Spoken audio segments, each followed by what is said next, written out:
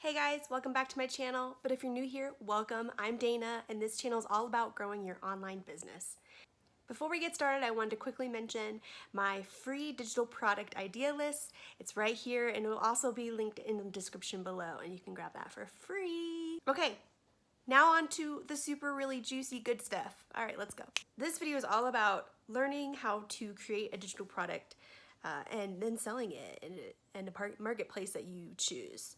Whether that's Etsy, whether that's Send Out, or if that's TPT, depends on what your audience is and where you like to start off on. I feel like a broken record when I keep saying this in like every single video I've made so far, which hasn't been many, but I keep saying, you know, choose a niche, keep in that niche, grow and solve problems in that niche. But I can't tell you how important that is. And I discussed the importance of that in this video. I'll link it up here. And I just really need to push this to you guys. If you can serve a small community, you know, with one problem solving product, then you're serving so much more than if you try to serve everybody. So if you're serving everybody or trying to serve everybody, you're not going to get that message in front of the right person. So check out that video if you want to understand more of why you choose a niche. But before we get started in creating a digital product, it's important to have one niche and to understand what that niche needs. So first, choose a niche. Second, validate a product idea. So be sure to really look inside of your audience and see what they're complaining about, what they're asking, what you keep seeing pop up. And then you need to, number two, validate that product idea. So let's say you have an idea and you're not sure if it will be a good seller. What a good way to do it is to go directly to your customer or a friend that's in the same niche as you and ask if this is something that they would be interested in. And I'll go more in depth with that in a minute. But this is going to validate your idea. Another way to validate it that I love is just go simply searching for it online to see if any other people are selling it. A good place to go is Etsy. Go to Etsy and type in that product idea that you have, and if you see a ton of people selling something like that, you can not steal that idea, but you can obviously put your own twist to it and make it more personalized for your audience, you know, making it better for your subset of people. Let me give you an example because I feel like examples really, really help. Let's say that I am in the sewing community and I am on Etsy and I want to create a digital product for my fellow sewers, right? I see on the forums and on, you know, on the Facebook groups that people are really complaining about not having a good swatch color chart for their threads, right? So if they're selling on Etsy and they have a plethora of colors of threads that they use, but they don't have a good way to display that in Etsy, think, how can I make something that can make their life easier? That's how you have to start thinking about that. Like I just totally brought that up. Like I don't know if that's a product that's needed. If you're in the sewing community, you might want to look into that. But that is the way you should be thinking. Put yourself in that problem and learn and figure out how to fix that problem, because that's going to really be a good digital product. So let's say you've asked this question, you've seen these complaints, you've asked if this product would be something that they would be interested in. They say yes, you validated, so you have your niche, and then you validated the product idea. Great. Now it's time to create it. How the heck do you do that? My favorite designing program ever, because it's just growing, it's doing, I mean, you can just do so much on it now, is actually Canva. It's very straightforward. And I'm going to show you a quick tutorial on how to make a color swatch chart for sewing, right? I'll just show you quickly how I would go about making that type of digital product so you can kind of get an idea. I will be using Canva Pro, which is a paid version of Canva. You can trial that down below for 30 days in the link in the description. Canva, you can probably do a lot of this in the free version of Canva, but it's going to limit you in a lot that you can do. And if you are wanting to create more digital products, by far it's going to help you out in the long run by going Canva Pro. It's not very expensive. I think it's $12.95 a month, or you can pay $119 a year, which is like super cheap. So let's hop on over to Canva and I will show you how I would go about making this color swatch chart. Okay, here is my platform. I'm going to go to create a design. I'm going to back out of this. Go to custom size.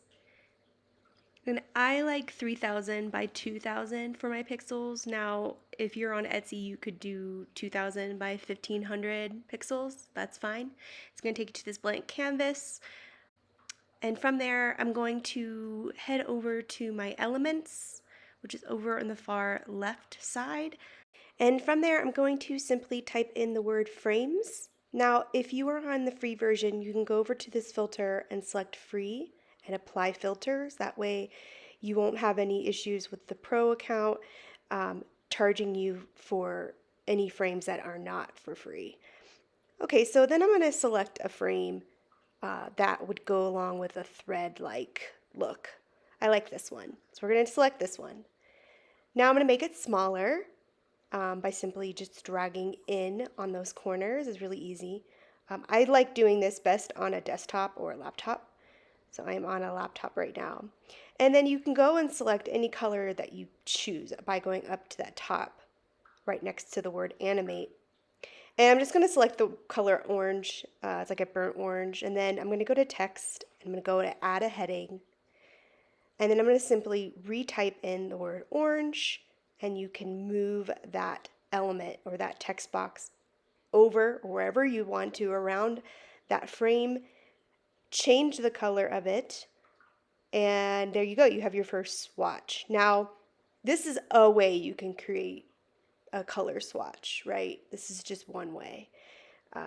You can also, a really good easy way for me to do it is to select all and then hit that duplicate button,